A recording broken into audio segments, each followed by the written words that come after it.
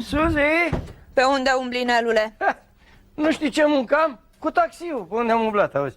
Și ai avut clienți mulți? Azi foarte mulți. Da, înseamnă că ai câștigat ceva bani.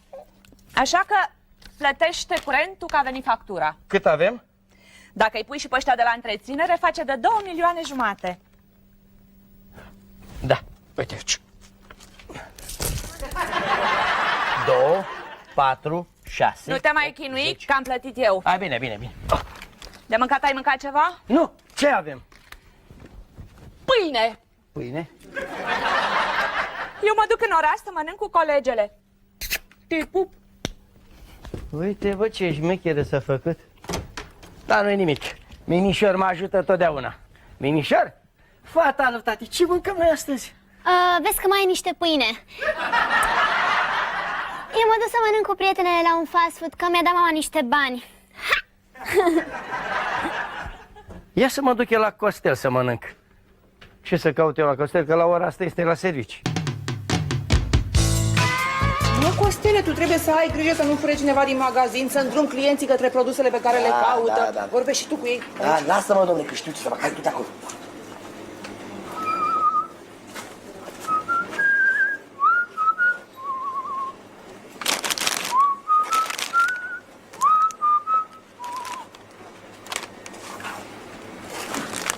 Biscuiți cu cremă?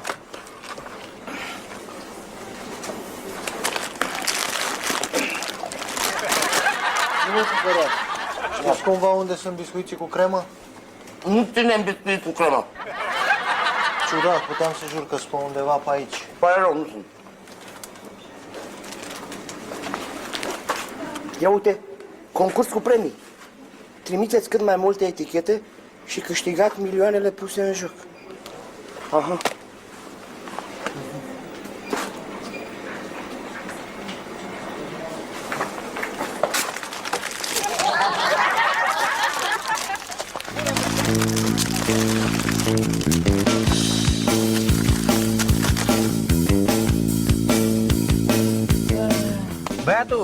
Băiatul, 2 ape minerale, da? E bine apă minerală? E foarte bine, suficient. Și stăm și noi 2-3 ore pe o sticlă să pară că facem consumație. Uite pe americane. Americane! Americane! Hai, suntem, hai, da! Hai să noroc. trăiești! Hai, noroc, stai de...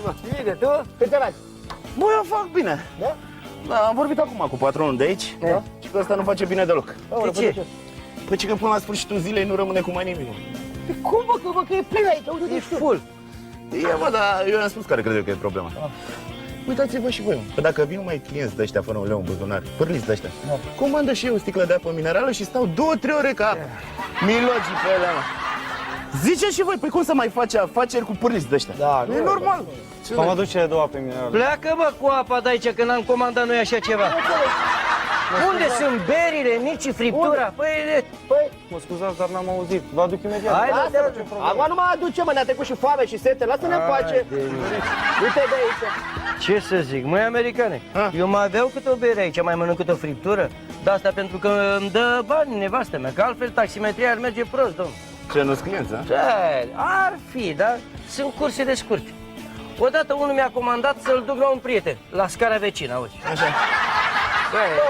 Bă, tu te plângi, mă, dar eu ce să mai zic că am un salariu de mizerie. Bă, așa e. De mizerie. Bă, dar știi cine o duce bine? Cine? Popa, bă. Îi merge cu reparatul televizoarelor de minune. Bă, tu- Ăsta te îngroapă în lovele, mă. Vorbești serios? Te îngroapă în lovele. Salut, băieți. Iută. Salut, Popa. Să trăiești. Salut, Te faci? Bine ai venit. Salut. Stai.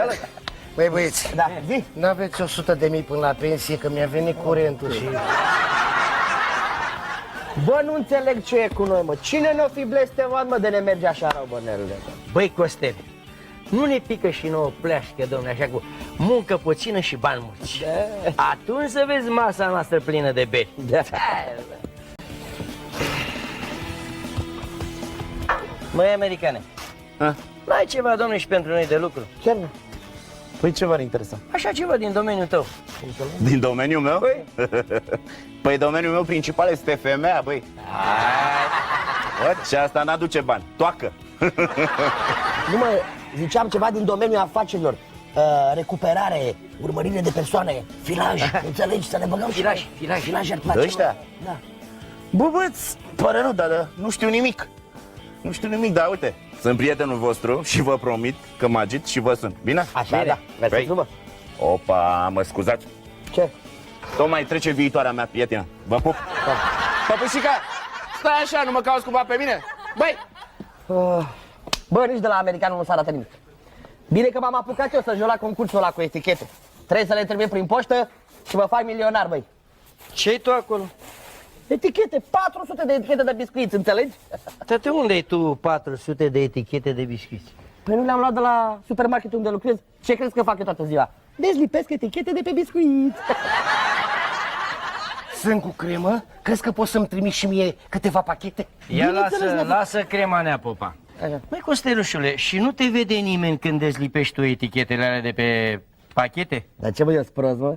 Crezi că n-am văzut unde sunt puse camerele de la vederi? A, da. Tu să mă ferezi, mă, pe cum? Dar voi aveți acolo și raion de electronice, cu televizoare, cu casetofane, cu videouri? Da, bineînțeles. Aveți? Dar pe mine nu mă interesează ăla, că n-au concurs cu premii. Nu? Bă, mă duc să împart etichetele astea pe plicuri. Că știi cum e vorba? Mai multe plicuri, mai multe șanse de câștig. Pa, v-am lăsat. Nea Popa, ai auzit? Da. Costel știe să se ferească de camerele alea de luat vederi. Și la ce îi folosește? Crezi că vine vreo televiziune să-l filmeze? Păi nu la asta mă refer.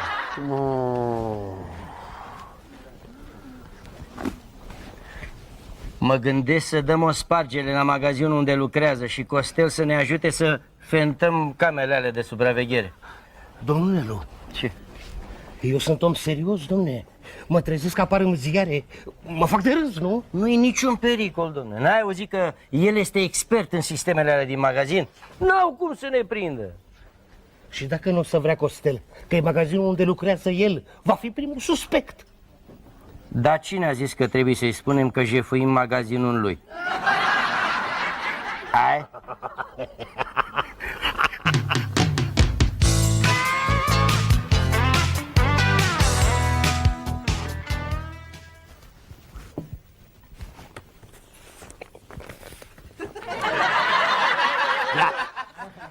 Și cu asta, gata. 400 de etichete am legilenică. Costelușu, Da. ce faci, Costele? Uite, am împărțit etichetele pe plicuri. Nu rămâne decât să le trimit la poștă și gata. V-am pupat, mă umplu de bani. Eu cred că le trimite degeaba, asta nu o să ajungă niciodată. Este Nea Popa. Cum să n-ajungă, domnul? Păi eu în tinerețe am lucrat la poștă și știu ce fac ăia. Îți schimbă adresa de pe plic ca să facă mișto de tine. Adică plicurile ajung în altă parte? Sau le desfac și trimit pe numele lor etichetele. Nu se poate, adică etichetele mele pe mâna altora? Și știi ce fac cu plicurile după ce ți-au etichetele? Uite, asta fac. Hai, domne, nu se poate. Asta e bătaie de joc. Eu nu mă mai joc cu chestiile astea. Măi, Nea Popa, cum facem și noi rost de niște bani? Domnul Nelu, la asta nu m-am gândit. Știi la ce mă gândesc eu? Ce-ar fi să dăm noi o spargere la un magazin? Excelentă idee! Nu mi-ar fi dat prin cap. Da, dar pentru asta ne trebuie un specialist în camerele de supraveghere, să ne învețe cum să ne ferim. Cunoști pe cineva? Aici m-ai prins. Nu cunosc pe nimeni. Ce păcat! Ar fi ieșit niște bani foarte frumoși. Dar mă rog, dacă nu avem specialistul, asta e. Hai acasă. Păi eu ce sunt aici, nene? Nu sunt specialist? Știu sistemul pe de rost. Ia zi. Avem așa, o cameră la intrare, două camere deasupra casei de marcat, Da. este una la depozit. Nea Popa, încă o dată. Sunt două camere de supraveghere la intrare. Eu zic să avem grijă și la cea de deasupra casei de marcat, că e mobilă și ne vede mai ușor, nu-i așa, domnul Costel? Ia opresc mașina, vreau să cobor. Ce-i nebunit? Unde? Măi, Costel, ce unde să duce ăsta? Costel, înțelege, nu putem fără tine. Tu ești expertul în camere video. Tu i-ai spus. I-ai spus că jefuim magazinul unde lucrează. Nu i-am spus-o, domnul Nelu. I s-o fi făcut frică dintr-o dată, nu? Hai de mine, ăsta ne lasă bat. Cum să mai deschidem magazinul când e la rechie? Așa. Hai, dați-le. Unde ai fost? Gata, am scăpat de ele. De ce ai scăpat? Păi de etichete, la ce să le mai fi trimis dacă oricum ne ajungeau? Le-am aruncat la pământ. Ia uite, mă, pentru ce oprește la acțiune. Hai că ne apropiem. Repede, măștile. Da. Hai, Costel. Păi da, mie de ce mi-ați dat ca gulă, mă? Mie mi-ați dat ca gulă și voi aveți măști? Întotdeauna șeful bandei trebuie să poarte ceva deosebit, ca subalternii să recunoască. Păi, am înțeles, băi, așa, deci eu sunt șeful bandei. Sigur că da. Băi, băieți, bă! Bă, dar asta n-are ochi, băi, de cum, Tu nu trebuie să vezi, nici să fii văzut. Hai, baftă! Baftă! Bă, unde-i bafta, bă? Bă!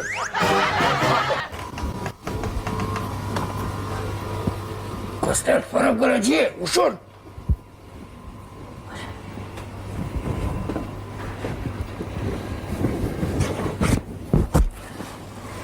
Poți să scoți cagul ăla, Costea. Extraordinar, Nelule!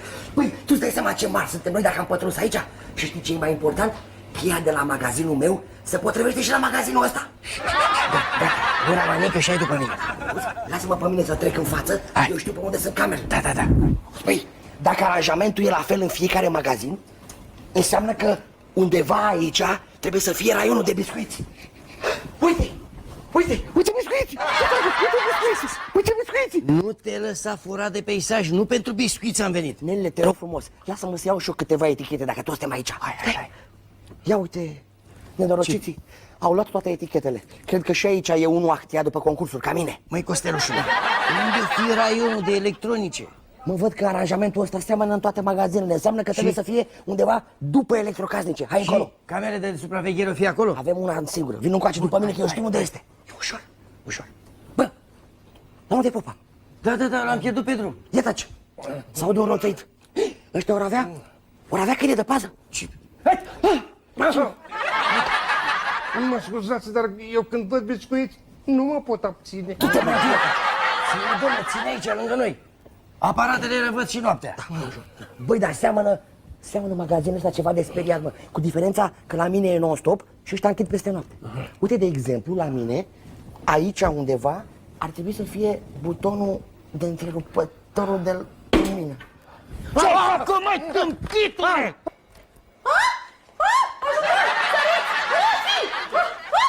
Nu mișca! Scoate banii din casă! Hai! Nelule, asta nu e Lili, mă? Dar și mă, tâmpitule, nu spune pe nume! Hai! Banii din casă! Hai! Ajutor! Mă violează! Da, asta e și nebună și periculoasă. Du-te și leagă cu cureaua. Hai, da! Nu, mă legați, nu, că stau de bunăvoie, nu? Taci, că nu cu tine avem treabă! Urâtanie! Hai, scoate toți banii din casă! Și vrem acum, că dacă ne enervezi, plecăm fără ei, să știi! Hai! Hai să plecăm odată că am nimerit greșit, băi, vă spun eu. Mă, dar mie parcă îmi sună cunoscute vocile voastre. Nu scoateți niciun cuvânt acum! Gata! Să dau din degete. Da. Ca să dansez. Nu pot, mă, așa legată, nu pot. Nu înțeleg, mă, ce vrei spune. Hai să plecăm, că a dat drumul la sirenă, băi.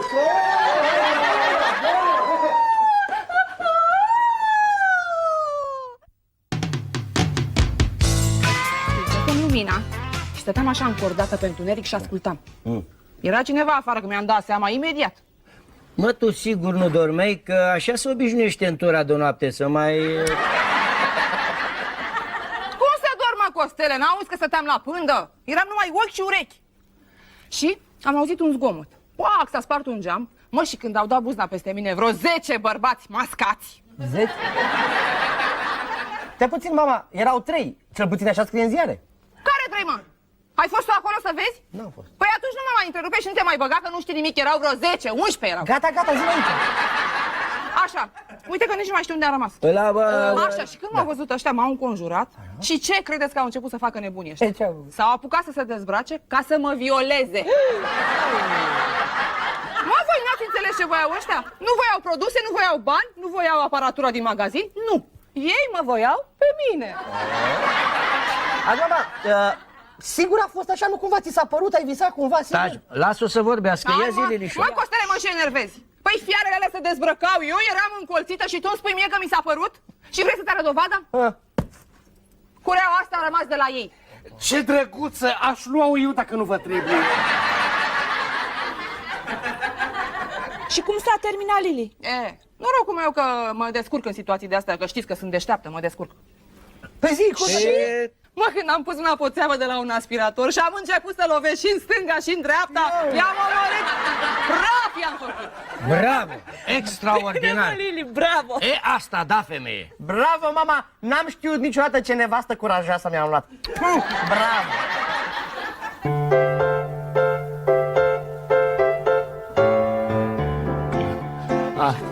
Mersi frumos. Așa, și ce spuneam? Băieții, hai aici. Hai, noroc, mă! Păi, ne lași puțin, te rog. Ești o dulce, mersi. Hai, vorbim. Ceau, americane! Vă pup, mă. Stai jos. americane. Comandați ceva? Nu, am mâncat. Nu, mulțumesc. Nu ne e foame, nu mersi. Mă rog, plăteam eu, da.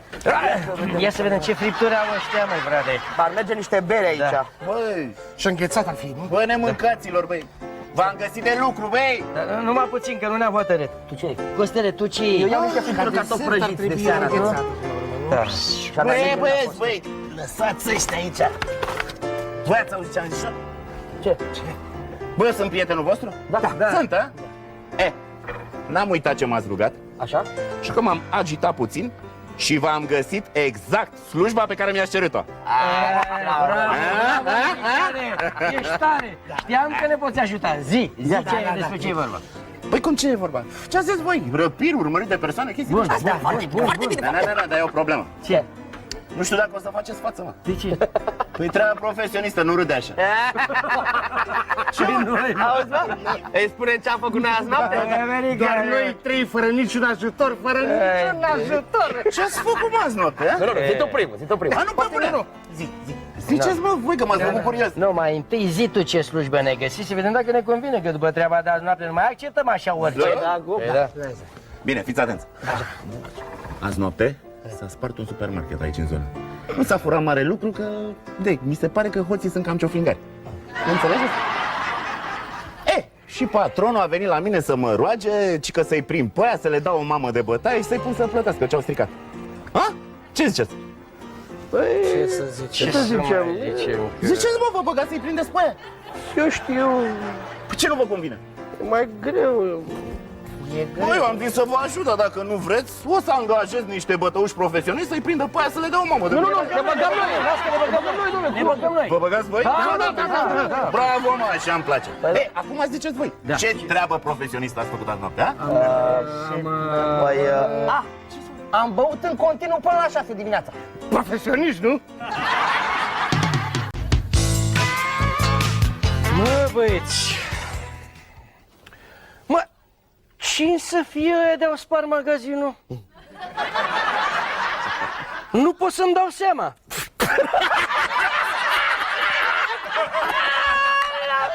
Băi, dar știi unde e problema mare? Ăștia sunt de negăsit, bă. Parcă am intrat în pământ. Ne-a păpat, ce faci, domnule? Nu bei cu noi? Lăsați-mă că am altă treabă acum. Ce? Ce treaba, domnule? Sunt pe urmele cioflingarilor.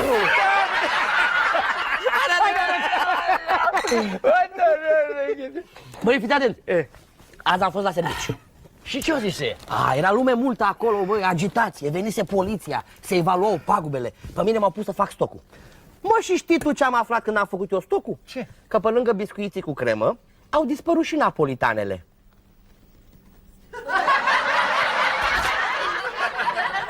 Bravo, Nea Popa! Acum ai mâncare până la Crăciun, domnule! Stai că telefon. Ia. Alo? Salut, americane! Lucrăm, nu stăm degeaba! În 2-3 zile îi prindem! Acum? Urgent la bar? Venim, sigur! Gata, să trăiești! Să venim la bar? Da. Păi și ce-i spunem? Bă, îi spunem să ne dea un avans. Bună idee. Ne-am luat haine noi ca să nu ne recunoască hoții. Corect. Ochelari scumpi. Și am mâncat în oraș, nu? Păi da, că am filat. Trebuie papă. Plus mașini, că am închiriat și mașini, nu? Uite, am închiriat Trebuie mașini. să decontăm totul. Păi, Hai să mergem să-l jecmărim. Hai. Că în situații de astea eu sunt foarte deșteaptă. Și când am pus mâna pe o țeavă de la un aspirator și am început să dau și în stânga și în dreapta, i-am omorât, praf i-am făcut. Vezi cum îi zici tu de avans? Cum se zice, mă? E prietenul nostru. Nu, îi zic de la obraz. Da, poate, domnule Banu. Americane! Americanule! Să trăiești! Salut! Hai să jos! Ce faci, mă? S-a mandat ceva? Nu prea ne e foame. Ei, atunci să trecem la subiect. Da. N-ar face și lor cinste scărțară. Ia, spuneți, ce ați aflat? Americane, uite care e treaba. Ăia care au spart magazinul, domne, nu sunt ciofringași. Nu? Sunt profesioniști. Nu le dăm de urmă. E greu de tot. Parcă i-a înghițit pământul. Dar ca să-i căutăm mai bine, Așa? noi te-am cam rugat ceva. Avea o mică rugăminte. Păi spuneți! Nu, zi tu de ce ne-ai chemat. Mă, spuneți! Care-i problema? Nu, zi tu, americane. Bine. Uite care e problema. Da. Am vorbit iar cu patronul de supermarket. Așa? Și ăsta a văzut că n-ați făcut nimic, bă, până acum. Ce să vă fac, mă, dacă ați lălăit-o? N-am lucrat, nu e așa, Nelu, am lucrat, n-am Ați lălăit-o, băi. nu. Ați lălăit-o, ce mai? Așa că omul a angajat niște bătăuși profesioniști. Sper că nu vă supărați acum. Nu, da. ne supărăm, dar... Nu, problema e alta, că omul nu mai poate să vă plătească acum, corect? Corect, și asta e. Corect. E, și ce credeți că au făcut ăia de angajat? Ce-au făcut? Bă, în 2 ore i-a găsit pe aia, mă. Cum Pe făptași, da. I-au găsit? I-au găsit, Bă, da, sigur i-a găsit? Sigur i-au găsit. I-au găsit un, auzi? Poate să învețe minte, domnule, să nu mai spargă magazinul. Da, Foarte așa. bine. Sper că le-a dat și o mamă de bătaie adevărată, că asta merită, băi. Da. Bătaia au zis că încă nu, au zis că îi bagă în portbagaj, îi duce în pădure și acolo îi torturează, știi cum? Jar mănâncă. Foarte bine. Foarte bine. Așa le trebuie, așa le trebuie. Păi, dacă lucrurile s-au lămurit, americane, noi am cam plecat. Bă, ia sta jos. Păi nu sunteți și voi curioși să aflați care au fost aia? Făptașii? Am cam fi. Ați cam fie, Da. Jane, ia vină cu. Ia zile ce ai aflat. Zile. Voi ați spart magazinul, mă, ciofringarilor. Te rugăm. Americane, spune să ne ierte, te rugăm mult de tot. Americane, eu sunt gras, nu încap în portbagaj. Eu sunt și mai gras, nu încap deloc. Te rugăm. Băi, gata cu văicărelile, bă. Am vrut să văd dacă recunoașteți, bă. Nu vă e rușine, mă? Am vorbit eu cu patronul de supermarket, le-a spus că sunteți prietenii mei. Am plătit și daunele. V-ați scăpat și de bătaie.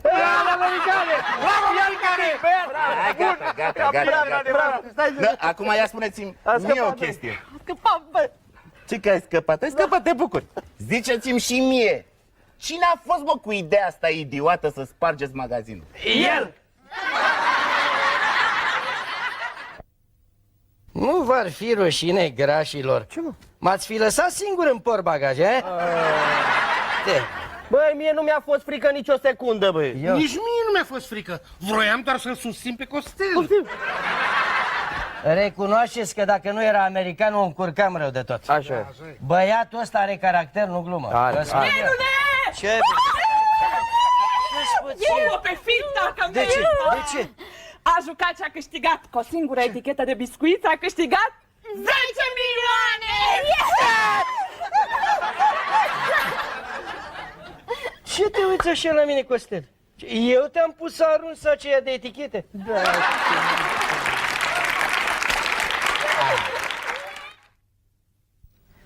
Vreau să uităm tot ce ni s-a întâmplat săptămâna asta, toate prostiile care au fost.